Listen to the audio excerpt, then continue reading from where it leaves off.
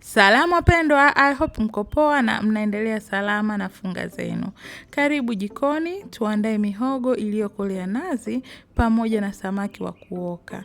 Utachukua samaki wako, msafishe vizuri, mchuje maji.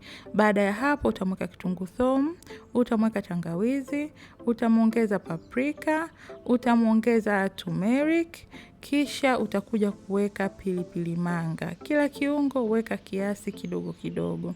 Baada ya hapo utaweka chumvi kiasi upendacho, kisha utaongeza mafuta kidogo na mwishoni utakuja utaweka ndimu au limao.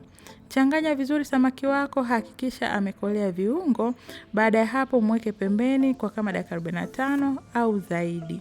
Kisha utakwenda kumuoka kwa moto wa 180 kwa dakika 20 hadi 25 atakuwa kakamilika.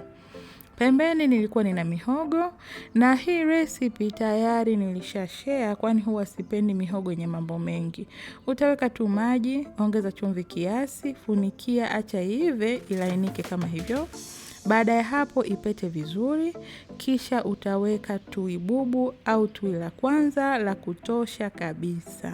Na hakikisha hautii mihogo yako mwiko mpaka chini. Yaani chunga tui lako hapo juu juu tu, na litakapoiva kabisa ukibakisha dakika chache kuepua, changanya muhogo wako vizuri kama hivyo na utapata kitu kizuri kama unavyoona hapo katika video. Haina haja kukata mihogo midogo midogo, hapana. Kata tu wastani, ukiiva vizuri na nazi ikaiva vizuri, basi ukikoroga utapata muhogo wenye rojo nzuri na mzuri kama unavyoona hapo. Hakikisha tu wakati wa kuchagua usipate cherema.